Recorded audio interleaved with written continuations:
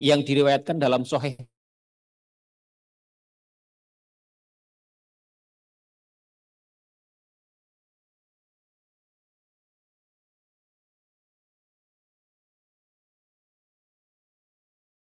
Rasulullah Shallallahu Alaihi Wasallam yanhana an nusalli fihinna.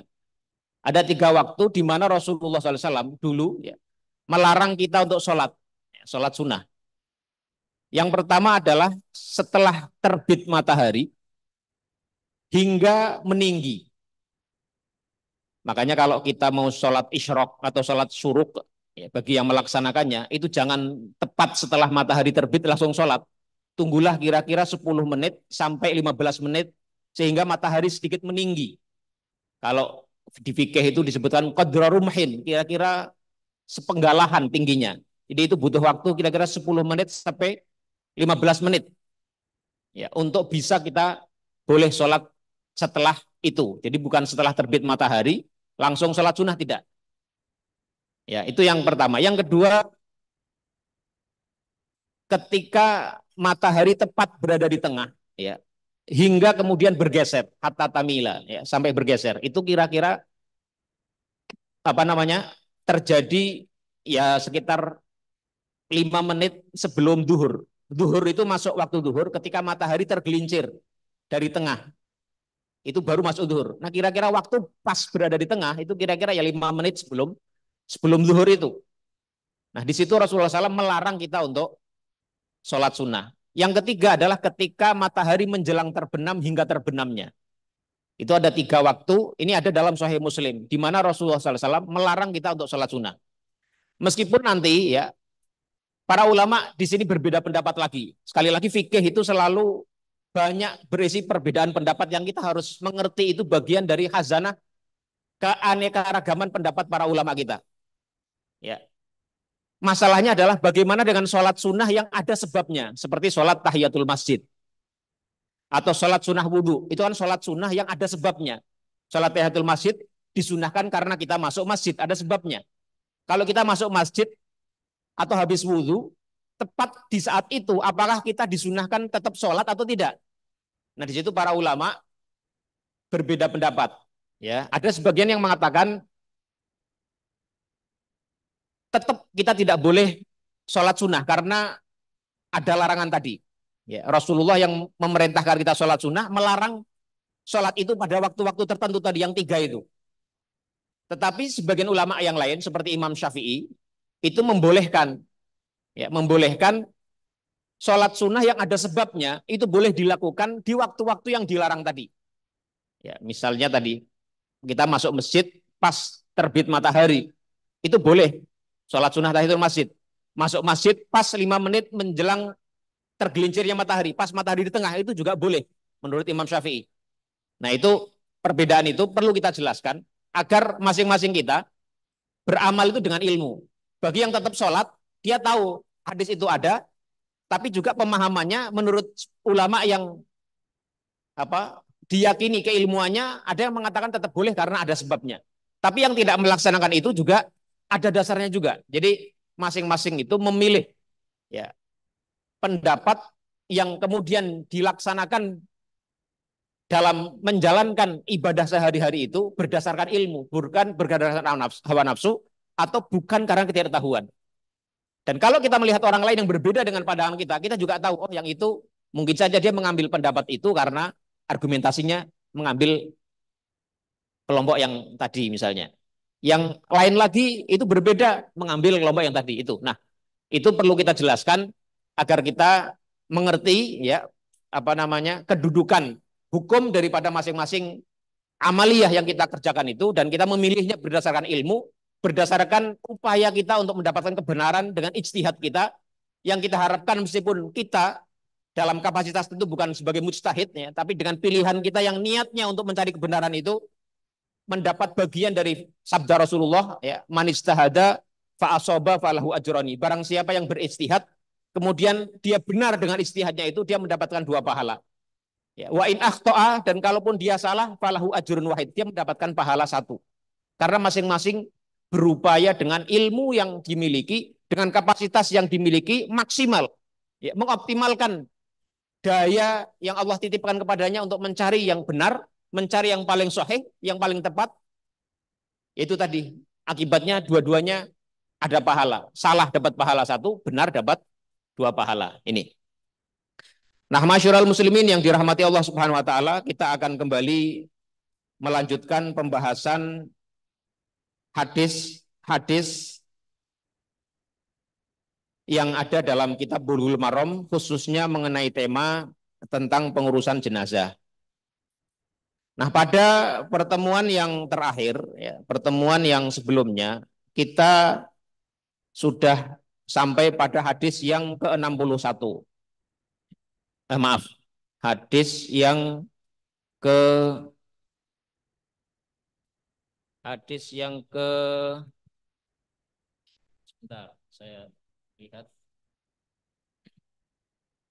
Hadis yang ke-49, ya, yaitu mengenai disunahkannya bagi kita untuk berdiam sejenak setelah kita memakamkan atau menguburkan mayit, menguburkan jenazah.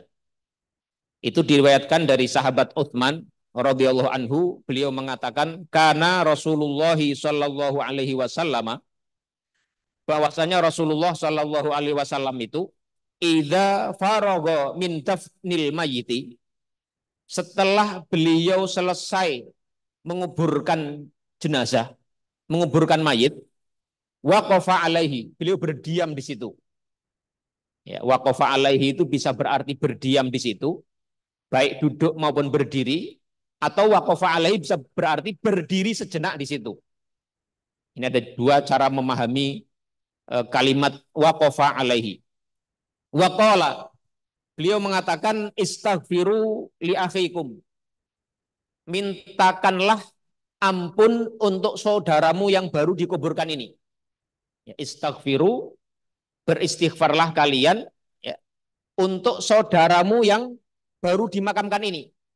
Jadi Rasulullah SAW menyebutkan orang yang baru dikuburkan sebagai akhukum, saudara kalian, untuk menunjukkan eratnya hubungan antara satu muslim dengan muslim yang lainnya bagikan saudara. Ya, istaghfiru li akhikum wasalu lahut tathbita, dan mintakanlah kepada Allah baginya keteguhan, ya, at-tathbit. Jadi selain kita diminta untuk beristighfar, Allahumma gfir lahu, ya, Allahumma gfir lahu warhamhu wa afi wa anhu misalnya, wa akrim nuzulahu wa wasi' qabrahu dan sejenisnya, ya. Wasalu lahu tathbit, memintakan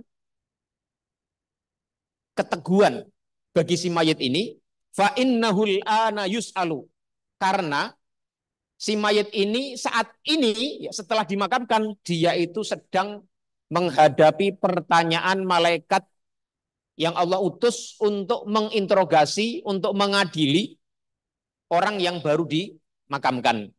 Hadis ini rawahu Abu Dawud, diriwayatkan oleh Imam Abu Dawud, washahahu al-Hakimu, dan disahihkan oleh Imam Al-Hakim. Jadi di antara sunnah, ya, yang dianjurkan kepada kita, orang-orang yang hidup, yang mengurus jenazah, yang ikut menyolati jenazah dan kemudian ikut memakamkannya, setelah dimakamkan jangan lantas beranjak, tapi berdiam sejenak, kemudian mendoakan si mayit itu, ya, memintakan ampunan untuk dia, memintakan rahmat untuk dia, dan memintakan dia agar diberikan keteguhan, khususnya dalam menghadapi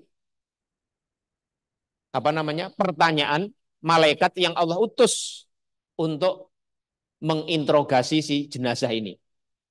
Ini, ya.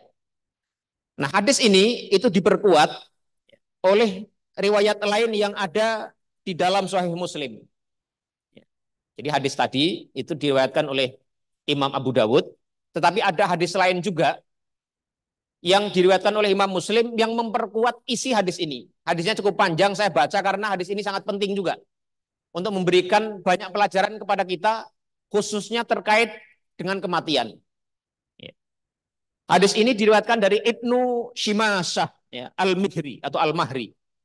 Dari Ibnu Shimasah Al-Mahri, qala, beliau mengatakan, jadi beliau ini golongannya golongan tabi'in. Ya. Seseorang yang bertemu, berinteraksi dengan para sahabat. Qala hadarna Abrabnal As radhiyallahu anhu. Suatu ketika kami ini hadir di dalam satu majlisnya yang ada sahabat bernama Amr bin Al-As. Di mana beliau itu wahwa fi siyaqatil mauti. Pada saat itu sahabat Amr bin Al-As, ini seorang sahabat yang sangat terkenal. Ya, beliau pernah menjadi gubernur di Mesir selama kurang lebih 10 tahun. Di zaman Umar, Abu Bakar, Utsman hingga Muawiyah. Beliau ditugaskan sebagai seorang gubernur di Mesir, mewakili khalifah yang ada di Madinah. Nah, beliau ketika meninggal, dalam detik-detik menjelang meninggalnya beliau, itu banyak orang berkumpul. Salah satunya adalah Ibnu Shimasah Al-Mihri atau Al-Mahri. Nah, beliau bercerita bahwa kami suatu ketika hadir ya, di saat di mana sahabat Amr bin Al-As itu mau meninggal fi siyaqatil mauti. Fabaka tawilan, dan beliau menangis panjang. Jadi seorang Amr bin Al-As, seorang sahabat yang luar biasa, ya, sahabat yang mulia, ketika detik-detik terakhir itu beliau banyak menangis. Fabaka tawilan. Wa hawwala wajhahu ilal jidari, dan beliau menolehkan wajahnya ke dinding. Tidak ingin melihat orang-orang yang hadir di situ. Fa'aja'ala ibnuhu yaqul. Maka kemudian salah seorang putranya itu berkata kepada sahabat Amr bin Al-As, "Ya abata, wahai ayahandaku tercinta. Ama basyaraka Rasulullah sallallahu alaihi wasallam bikada." Wahai ayahandaku, mengapa engkau terus-menerus menangis, menghadapkan wajahmu ke dinding? Bukankah Rasulullah sallallahu alaihi wasallam pernah memberikan kabar gembira kepadamu? Kabar gembira tentang berbagai hal, ya, tentang fadilah Amr bin As itu sendiri. Ya, beliau pernah disebut sebagai termasuk orang yang soleh dari kalangan Quraisy. Ya, oleh Rasulullah digelari seperti itu. Dan kabar-kabar gembira yang lain yang menggambarkan seharusnya Amr bin Al-As itu menghadapi masa-masa itu dengan optimis. Ya. Ama basyaraka Rasulullah sallallahu alaihi wasallam bikada. Fa'aqbala biwajhihi, maka kemudian Amr bin Al-As, ya, sahabat mulia itu memalingkan wajahnya kembali dari dinding menghadap ke putranya. Faqala, maka beliau mengatakan, inna afdhala ma nu'iddu syahadata alla ilaha illallah wa anna muhammadan rasulullah. Ya. Kira-kira betul, ya, wahai anakku. Ya. Dan yang paling dahsyat, yang paling utama, yang paling mulia, yang paling penting dari apa yang telah aku persiapkan, itu tidak lain adalah syahadah. Bersaksi alla ilaha illallah wa anna muhammadan rasulullah.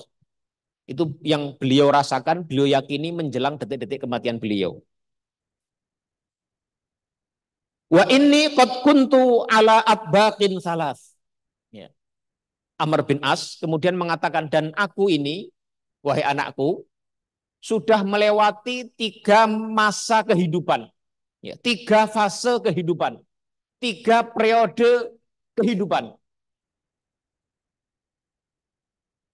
Yang pertama adalah laqad ra'aituni wa ma ahadun asyadda bughdan li Rasulillah sallallahu alaihi wasallam. Fase yang pertama adalah fase ketika aku masih menjadi seorang kafir, yang mana tidak ada seorang pun yang lebih aku benci selain Rasulullah Shallallahu Alaihi Wasallam. Jadi Amr bin As itu waktu dulu sebelum masuk Islam, beliau sangat benci luar biasa terhadap Rasulullah Shallallahu Alaihi Wasallam. Wala ahabba ilayya min an akuna qad istamkantu minhu faqataltuhu. Dan tidak ada satu hal yang paling aku sukai, yang paling aku dambakan, selain aku itu bisa mendapatkan Muhammad ya sebelum masuk Islam ya, dan kemudian aku bisa membunuhnya. Itu angan-angannya Amr bin Al-As sebelum masuk Islam. Tidak ada hal yang paling dia sukai kecuali, yang paling dia dambakan kecuali bisa membunuh Rasulullah Shallallahu Alaihi Wasallam. Maka kemudian dia mengatakan, falau mutu ala tilkal hali lakuntu min ahlinar. Kalau seandainya aku mati saat itu, pasti aku mati dan masuk neraka. Ini ucapan Amr bin Al-As. Ya. Ini. Kemudian fase yang kedua. Jadi beliau mengatakan, aku ini melewati 3 fase. Yang pertama tadi, fase kekafiran beliau. Yang kedua, falamma. Ya. Ja'alallahul islama fi qalbi. Maka kemudian ketika Allah subhanahu wa ta'ala menjadikan Islam itu masuk ke dalam dadaku, masuk ke dalam relung hatiku, ataitun nabiyya sallallahu alaihi wasallam. Aku mendatangi Nabi Muhammad sallallahu alaihi wasallam ya, untuk menyatakan keislamannya. Fakultu, maka aku mengatakan, ubsub yaminaka fali ubayi'aka. Bukalah ya tanganmu wahai Rasulullah agar aku bisa bersyahadat dan membaiatmu. Fabasata yaminahu faqabattu yadayya.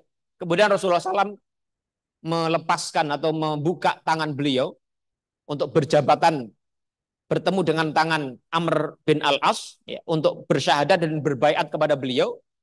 Tetapi kemudian Amr bin As faqabattu yadayya. Kemudian Amr bin As menahan tangannya, menggenggam tangannya. Tidak jadi bersalaman dan berbaiat kepada Rasulullah Shallallahu Alaihi Wasallam. Faqala malaka ya Amru. Maka Rasulullah SAW bertanya kepada Amr bin As, apa yang terjadi denganmu wahai Amr bin Al-As? Ya, qultu, aku mengatakan, aradtu an ashtarito. Aku ingin membuat syarat wahai Rasulullah. Apa? Rasulullah SAW mengatakan, qala tashtaritu madza? Apa yang ingin kamu syaratkan wahai Amr? Qultu an yughfaroli. Aku ingin minta syarat wahai Rasulullah, kalau aku berbaiat kepadamu, kalau aku bersyahadat, itu Allah dijamin akan mengampuniku. Qala. Ya. Kemudian Rasulullah SAW menjawab, ama alimta. Tidakkah engkau tahu wahai Amr bin Al-As, annal islama yahdimu maka naqablahu. Bahwasanya seseorang itu kalau awalnya kafir, kemudian dia masuk Islam, maka Islam itu yahdimu maka naqablahu. Menghapuskan semua dosa, kesalahan yang terjadi sebelum dia masuk Islam. Ini para ulama menjelaskan ini panjang lebar ya, termasuk umpama pun ya seseorang itu dia sebelum masuk Islam, sejam sebelum masuk Islam ya, dia berzina, kemudian dia masuk Islam, itu akan diampuni dosanya dan tidak kena hukuman had atasnya karena dia melakukannya belum sebagai seorang muslim ya. Ini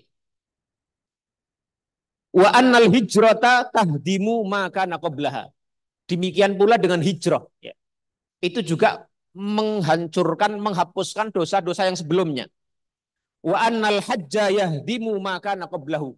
Dan haji itu juga menghapuskan dosa-dosa yang dilakukan sebelum haji.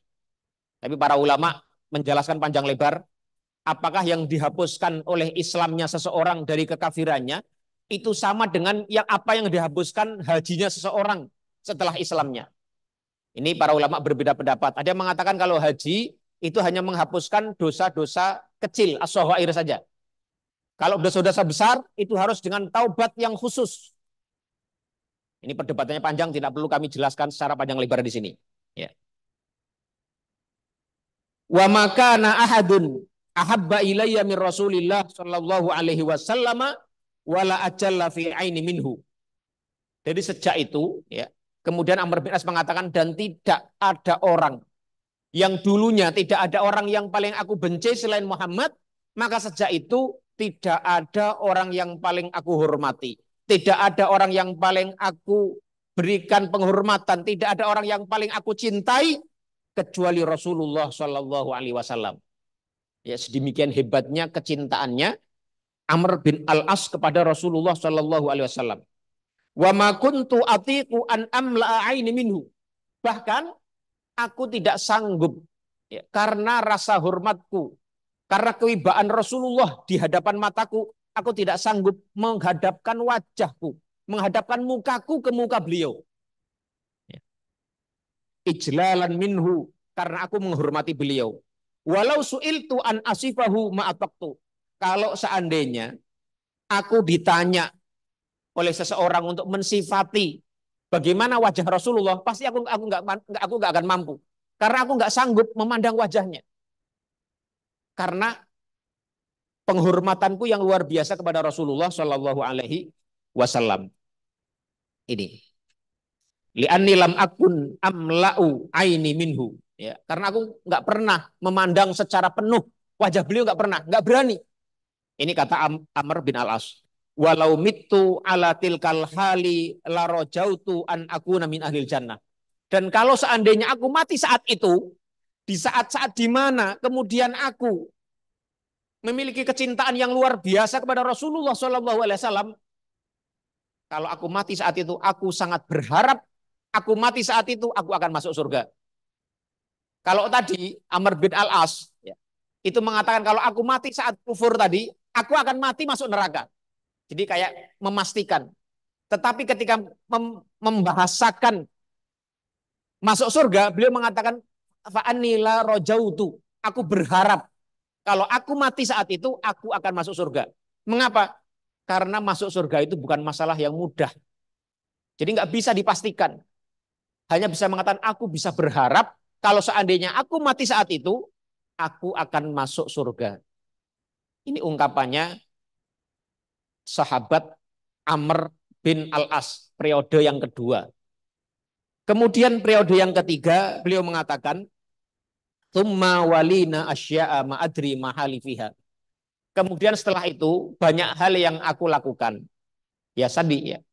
Amr bin Al-As itu setelah wafatnya Rasulullah, kemudian masuk masanya Umar bin Khattab, beliau ditugaskan sebagai seorang gubernur, ya, sebagai seorang pejabat penting yang memerintah Mesir mewakili khalifah di Madinah. Nah, beliau mengatakan di situ ya, ma adri ma halifiha. Aku nggak ngerti ya, apa yang terjadi denganku saat itu. Apakah amal solehku lebih banyak sehingga aku berharap masuk surga, atau amal burukku lebih banyak sehingga aku masuk neraka? Ini tawadhu, ya, sikap rendah hati, sikap introspeksi diri yang benar-benar murni dari seorang sahabat yang bernama Amr bin Al-As. Jadi beliau di masa fase ketiga setelah wafatnya Rasulullah, dan beliau banyak melakukan banyak hal. Di antaranya tadi menjabat gubernur 10 tahun lebih sekian bulan. Kemudian beliau juga ketika perang antara Muawiyah dengan Ali dalam perang Siffin, itu kita yang membaca sejarah sudah paham bagaimana posisi beliau. Itu diingat semuanya oleh beliau sampai beliau mengatakan ya tadi ma'adri, ya, aku nggak ngerti ya apa namanya wa ma'adri ma halifiha, keadaanku seperti apa, apakah amal solehku yang menonjol yang lebih banyak sehingga pantas aku berharap rahmat Allah, atau sebaliknya. Ini seorang mukmin sejati itu begitu ya, selalu di antara khauf dan roja, antara berharap terhadap rahmat Allah dan juga khauf ya, takut dengan ancaman dari Allah Subhanahu wa taala, takut atas perilaku buruk yang pernah dilakukannya. Padahal kita tahu sahabat Amr bin As sahabat yang mulia. Mungkin kalau kita lihat dengan mata kita itu ya nggak ada salahnya juga beliau. Tapi itu saking zuhudnya, saking waraknya, saking bersih hatinya itu begitu. Ya. Nah, kita ini gimana gitu ya? Apa tidak perlu kita mencontoh seperti contohnya Amr bin Al-As radhiyallahu anhu ini? Ya. Nah, kemudian beliau mengatakan ini yang terkait dengan hadis yang ke-49 tadi ya. Faida anamitu, maka kalau aku nanti mati, ya, fala tashabni naihatun, maka jangan sampai ada perempuan-perempuan yang melakukan niyah, meratap. Tradisi jahiliyah itu kalau ada orang meninggal itu ada perempuan-perempuan yang meratapi kematiannya, menyebut kebaikan-kebaikannya, meratapi kematiannya. dan itu menjadi tradisi jahiliyah dan itu dilarang oleh Rasulullah SAW. Maka Amr bin As berwasiat jangan sampai ada seorang yang meratap yang akan datang mengikuti jenazahku. Fala tashabni naihatun wala narun, dan pula tidak pula api. Jadi kalau tradisi jahiliyah, kalau ada orang mati itu dinyalakan api ya sebagai bentuk apa namanya? Tradisi yang memang biasa mereka lakukan. Dinyalakan api, entah maksudnya apa. Nah, Amr bin Al-As itu melarang itu ya. Faida anam itu fala tashabni naihatun wala narun, dan tidak pula api. Sebagian ulama kemudian menjelaskan karena mengapa beliau tidak suka dinyalakan api ketika beliau meninggal itu karena dengan adanya api itu seakan-akan orang itu nanti bisa apa namanya tasyaum ya, dengan adanya api itu takut ya, membawa kepada datangnya api siksaan di neraka nanti ya, ini. Nah kemudian faida dafantumuni, maka kemudian kalau kalian sudah menguburkanku ya, fasyunnu alayya turaba syai'an, maka taburkanlah debu atau apa namanya tanah itu sedikit demi sedikit ya. Summa aqimu haula qabri. Nah ini ya yang terkait dengan hadis ke-49. Kemudian berdiamlah kalian di sekitar kuburanku setelah aku dimakamkan. Ini hadis ini ya permintaan daripada Amr bin As ini menguatkan hadis yang ada dalam dalam Bulughul Maram tadi. Ya. Summa aqimu haula qabri qadra ma tunharu jazurun wa yuqsamu lahmuha. Maka kemudian kalian berdiamlah di sekitar kuburanku sebatas kira-kira seekor onta disembelih dan dibagikan dagingnya. Ini. Hatta astani subikum, sehingga aku merasa senang dengan keberadaan kalian semua itu di sekitar kuburanku. Wa angguru ma uraji'u bihi rusula rabbi, sampai sambil aku menunggu apa yang akan terjadi dengan kedatangan malaikat-malaikat yang Allah utus untuk mendatangiku di alam barzakh itu.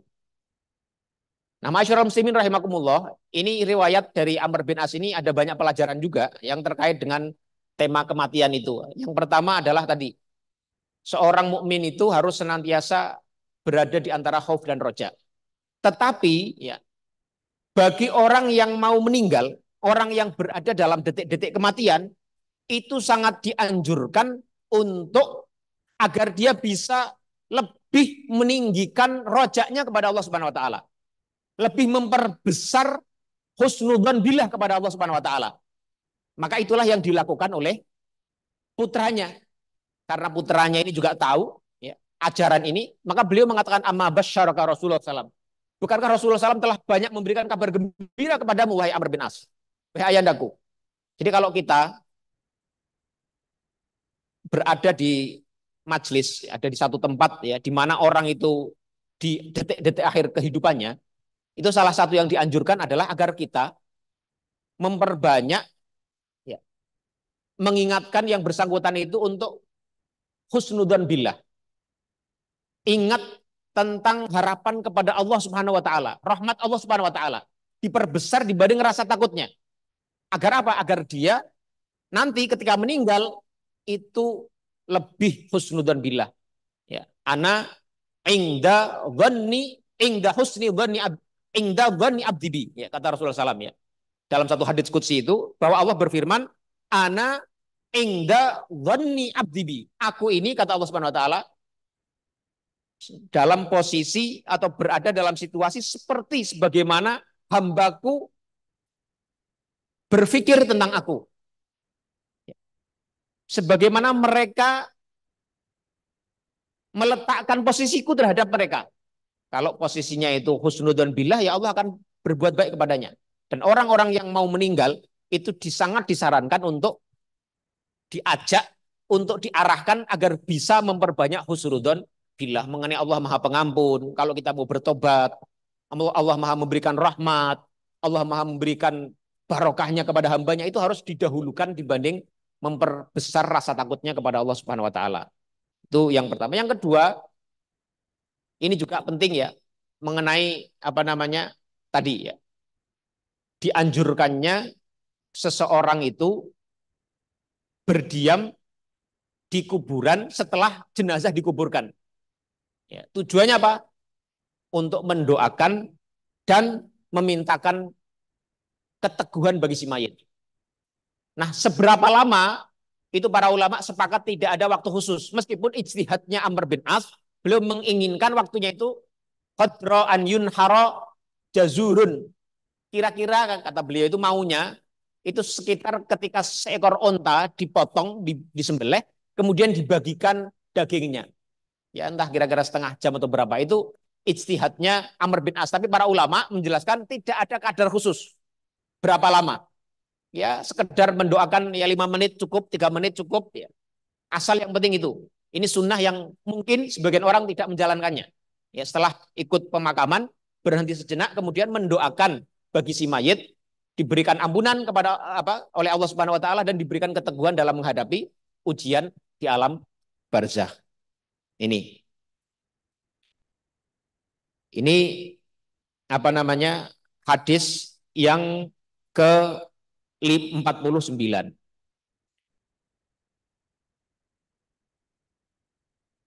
Hadis ini juga memberikan pelajaran kepada kita bahwasanya mayit itu mendapatkan manfaat dari doa dan istighfarnya orang yang masih hidup.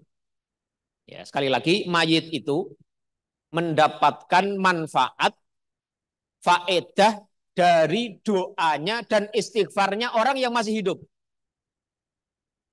Itu juga disebutkan dalam satu ayat itu, ya, dalam surat At-Taubah. Rasulullah SAW itu pernah diberi instruksi oleh Allah Subhanahu Wa Taala untuk tidak mendoakan orang-orang munafik. Wala tusalli ala ahadim minhum mata abadan wala takum ala qabri. Wahai Nabi Muhammad, wahai Rasulullah, janganlah sekali-kali kamu memintakan doa rahmat untuk orang munafik yang mati selama-lamanya. Enggak boleh. Ini nifak, ini munafik yang munafik i'tiqadi. Menunjukkan Islam di lahirnya tapi hatinya masih kafir. Kalau orang yang berbohong, tidak menepati janji, diberi amanat mengkhianati, itu nifaknya nifak amali. Jadi ini dibedakan ya antara nifak amali dengan nifak i'tiqadi. Beda hukumnya. Wala takum ala qabri, dan janganlah kamu berhenti berdiam di atas kuburan mereka. Ini menunjukkan apa? Bahwa sebaliknya kepada orang-orang mukmin, kepada orang-orang muslim hal itu dianjurkan. Ya. Jadi berdoa untuk mayit itu memberikan manfaat bagi si mayit. Apalagi kalau doanya itu diberikan oleh anaknya. Itu ada sebuah riwayat dalam Musnad Ahmad. Hadisnya, sebagian ulama mengatakan hadisnya hadis Hasan. Itu ada cerita bahwa di hari kiamat nanti itu ada seorang yang meninggal. Ya, setelah meninggal itu di hari kiamat dia ditempatkan oleh Allah Subhanahu Wa Taala dalam satu derajat di surga. Maka dia si orang ini kemudian bertanya-tanya kepada Allah Subhanahu Wa Taala, ya Allah, aku ini perasaanku, amalku ini enggak sebagus ini ya Allah. Kok aku bisa engkau tempatkan di derajat yang mulia ini? Maka dijawab kemudian bistighfari wala dikalaka. Ini semua adalah kamu dapatkan karena sebab istighfarnya anakmu untukmu. Jadi istighfarnya seorang anak yang soleh bagi ibu bapaknya itu sangat membantu mereka menghadapi di alam barzah dan di akhirat nanti. Makanya kalau kita punya orang tua, jangan pernah ya lupakan, jangan pernah lalaikan berdoa untuk mereka. Itu sangat berfaedah sekali buat mereka dan juga baik sekali buat kita yang mendoakan. Ya. Kalau saya pribadi itu hampir tiap sholat pasti saya doakan kedua orang tua saya. Ya, Allah maghfir lahuma warhamhuma itu saya doakan terus setiap sholat saya. Ya, kecuali kalau saya lupa ya, tapi hampir selalu saya doakan. Karena itu penting sekali dan itu bentuk birrul walidain kita kepada orang tua kita yang meninggal, dan orang tua kita itu akan mendapatkan manfaat dari istighfarnya orang yang masih hidup, khususnya anaknya. Ini, dan ini para ulama sepakat, nggak ada yang tidak sepakat. Yang berbeda itu nanti adalah mengenai mengirimkan hadiah pahala. Nah itu nanti perdebatannya panjang. apakah iriman hadiah pahala membaca Al-Quran kepada orang yang mati nyampe atau tidak, itu nanti ada perdebatan. Tapi kalau memintakan istighfar, memintakan ampun, mendoakan, itu semua ulama sepakat. Ya, itu apa namanya ijma. Ya, konsensus para ulama itu bermanfaat karena dalilnya sangat kuat sekali baik dari Al-Quran maupun Al-Hadis. Waktunya sudah habis, mohon maaf. Kita cukupkan sekian saja. Kalau ada yang ingin bertanya sebelum kita akhiri, silahkan. Atau ingin menyampaikan pandangannya, silahkan.